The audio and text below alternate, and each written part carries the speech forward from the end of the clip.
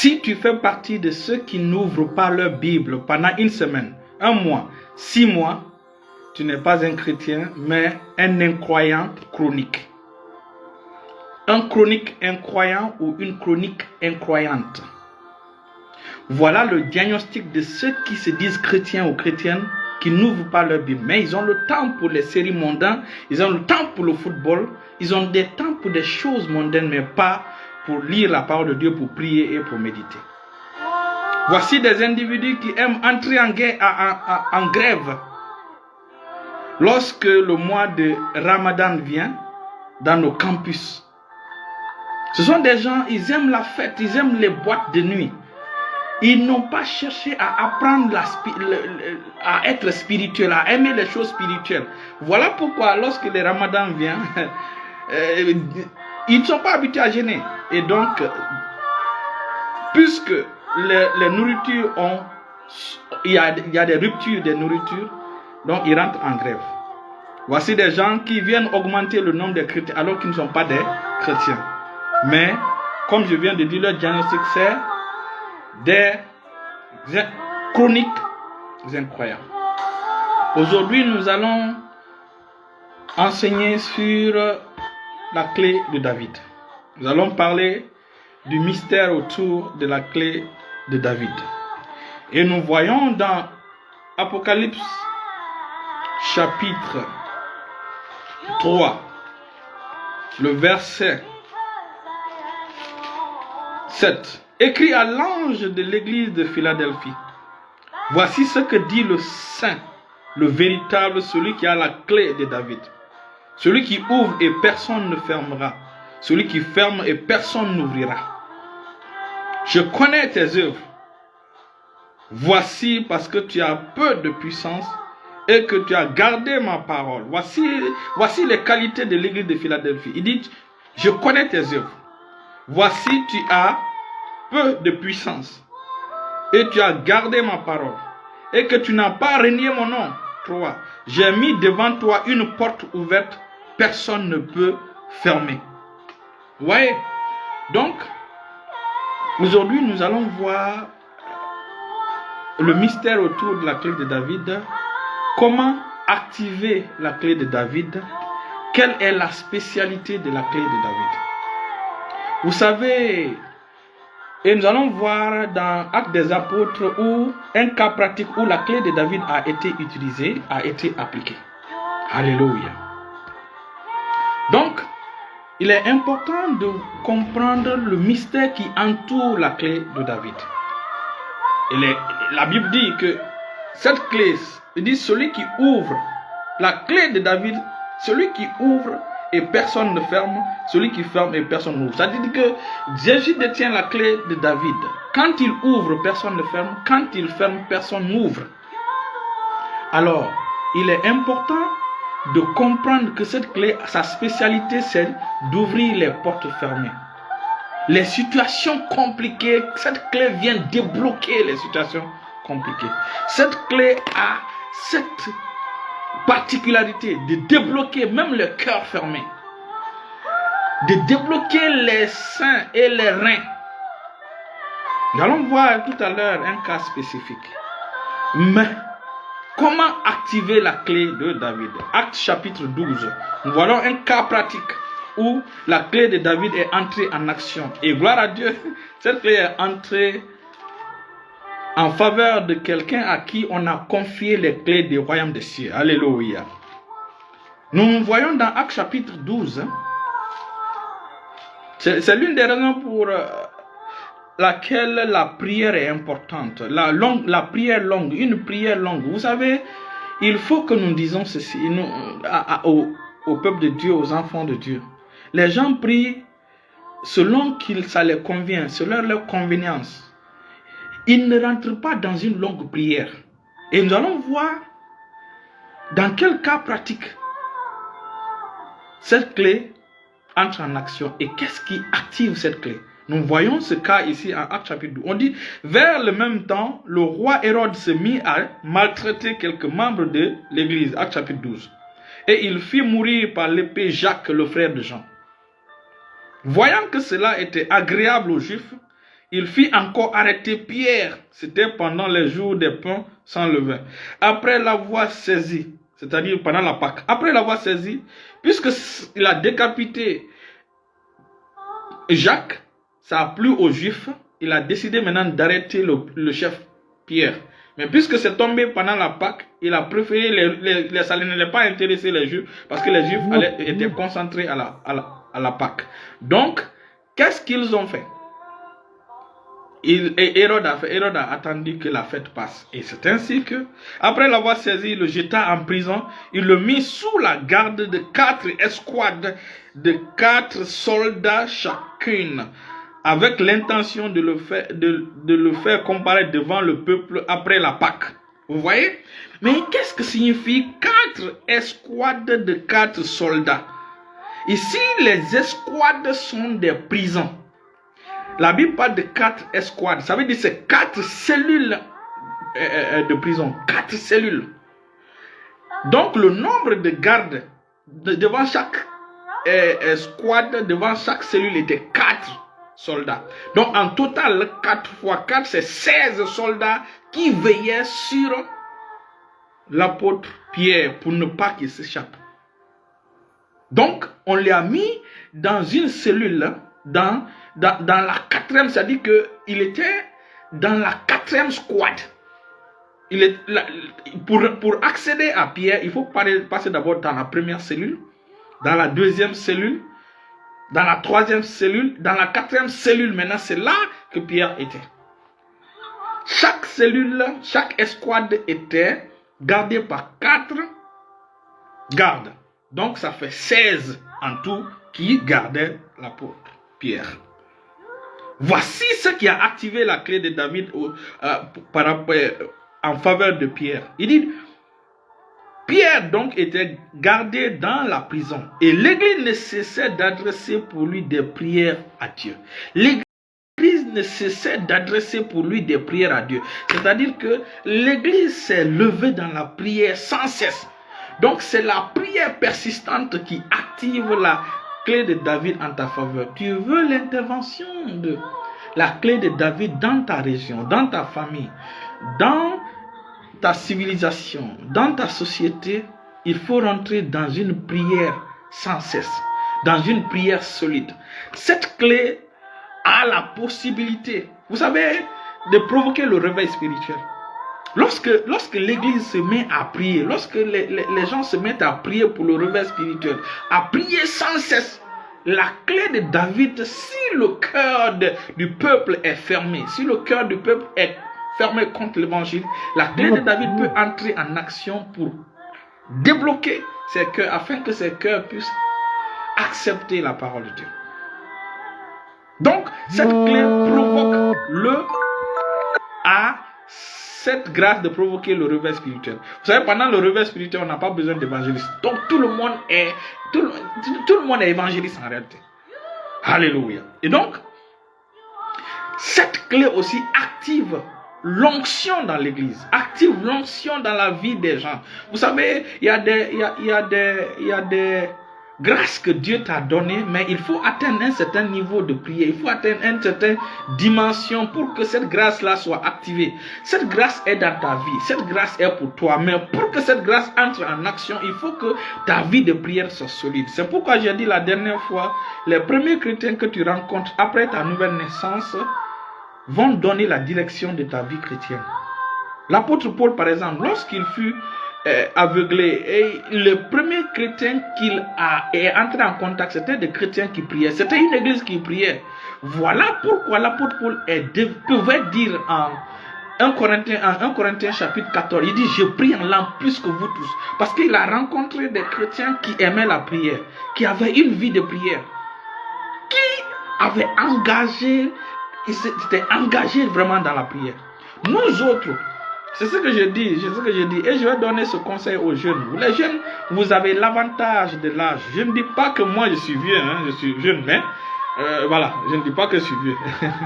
Donc, vous les jeunes, vous avez fait encore 5 ans en Christ, 10 ans en Christ, tu n'as jamais prié en langue pendant 8 heures de temps, 10 heures de temps, tu n'as pas encore commencé à prier. Voilà pourquoi il est bon, dès que tu reçois Christ, reçois le baptême du Saint-Esprit avec la preuve du parler en langue. Le parler en langue est l'outil de prière que Dieu te donne. Tu peux parler en langue 1 heure, 2 heures, 3 heures sans te fatiguer.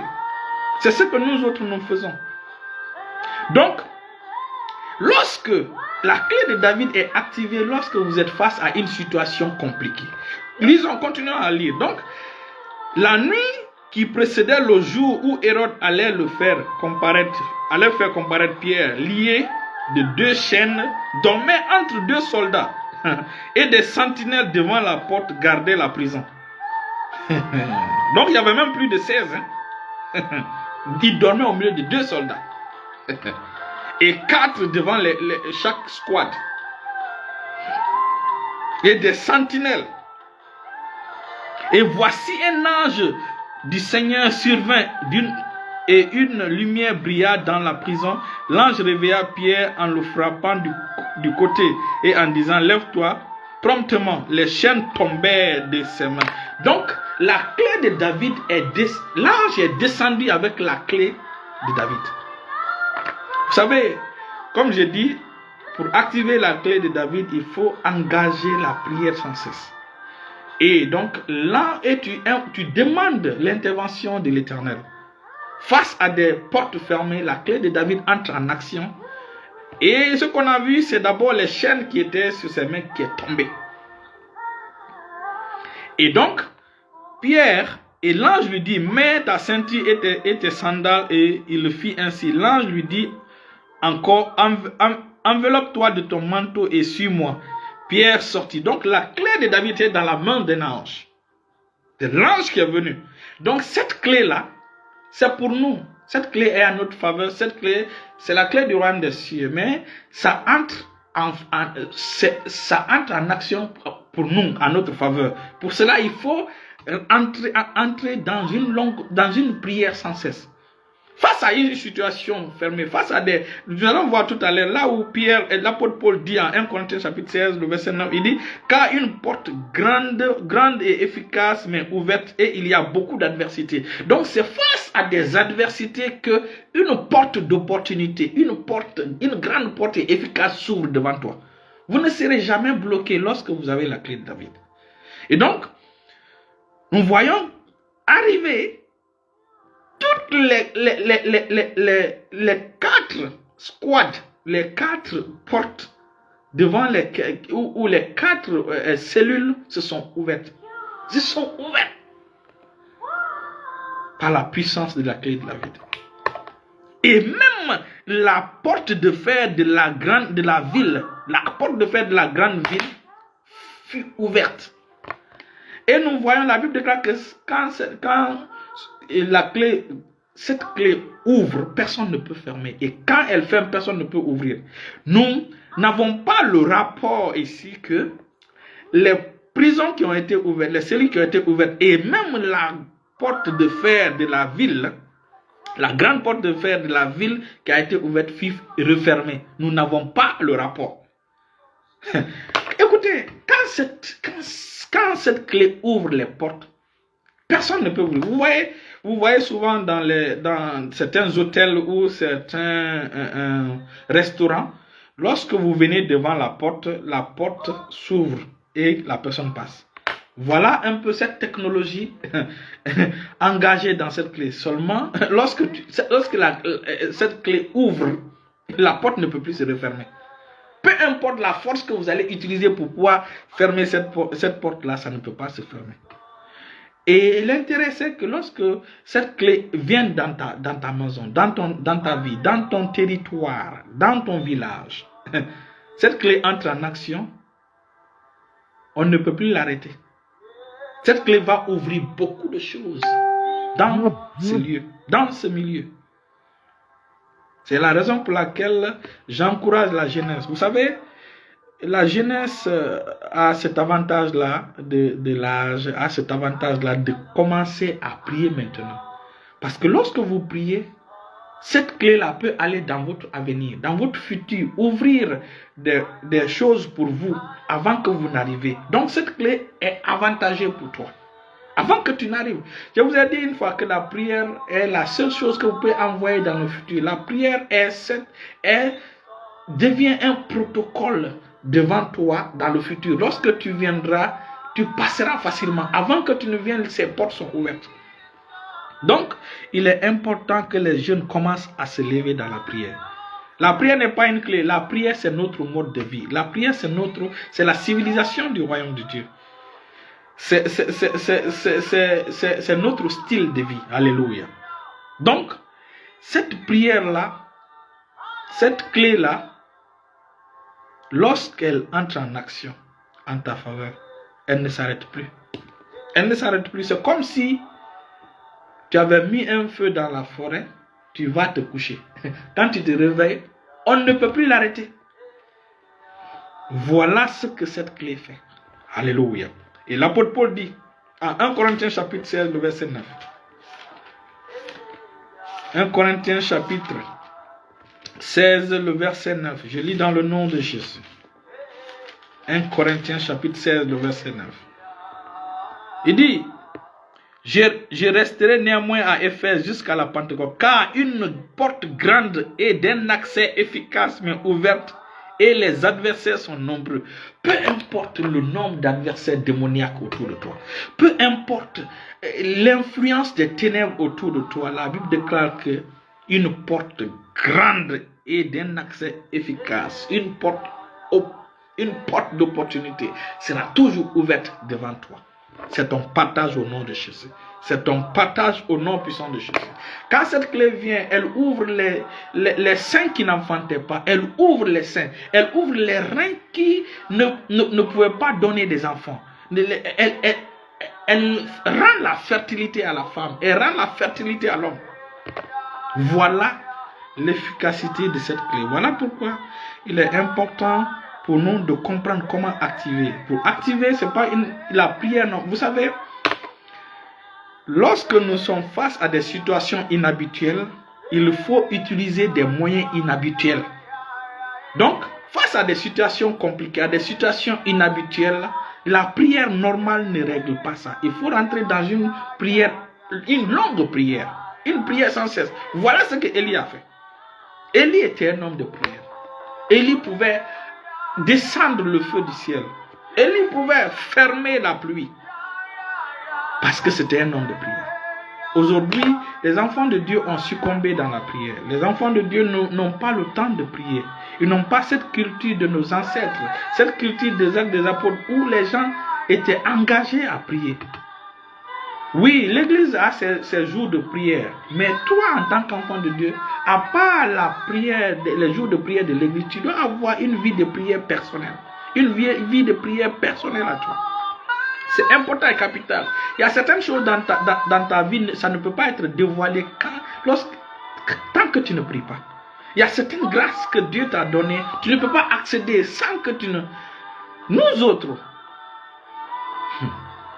je vais laisser mon cas, je connais l'un de mes enfants. Il est rentré dans un jeûne de 3 jours. Le premier jour, il a prié 9 heures et quelques, en langue, prière, le jour. Il est important que les enfants de Dieu se lèvent. Et quand tu te lèves sur la plateforme de la prière, le Seigneur t'aimera, le Seigneur viendra avec toi. Et nous allons terminer par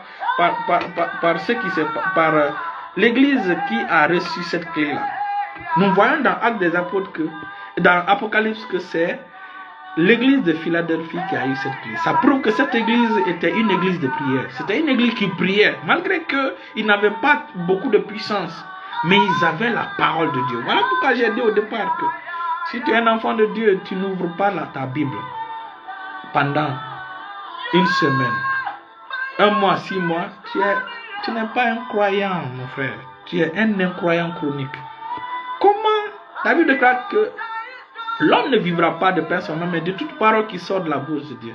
La parole, c'est ta nourriture spirituelle. Comment tu peux affamer un bébé pendant une semaine? Le bébé ne mange pas. Un bébé qui ne mange pas. Parce que la parole de Dieu, c'est notre nourriture. Tu ne manges pas pendant une semaine. Quelle sera ta situation? Beaucoup n'ouvrent pas la Bible. Ils n'ont pas le temps d'ouvrir la Bible. Mais ils ont le temps de causeries inutiles. Ils ont le temps de parler de Messi, de C. Ronaldo. Ils ont le temps de parler des filles, des choses inutiles. Mais ils n'ont pas le temps pour s'intéresser vraiment aux choses spirituelles. Alléluia.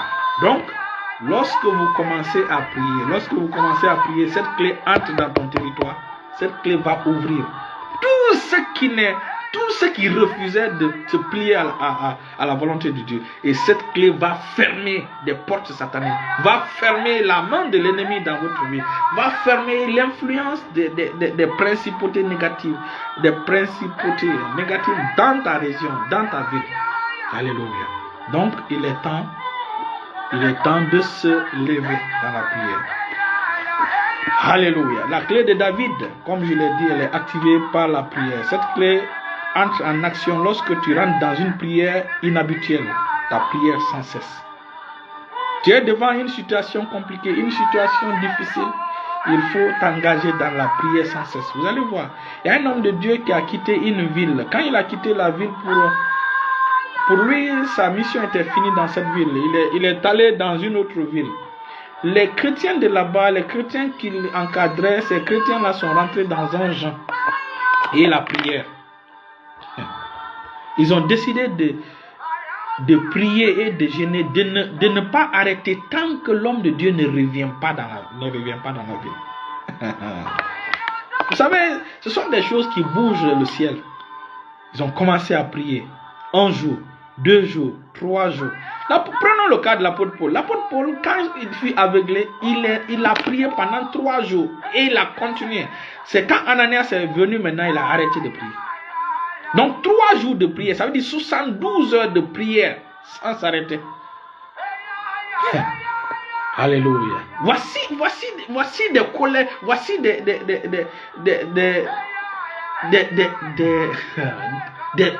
prières que l'Éternel veut aujourd'hui. Voici des escadrons spirituels que Dieu veut aujourd'hui. Voici des combattants, des intercesseurs que Dieu veut aujourd'hui. L'une de mes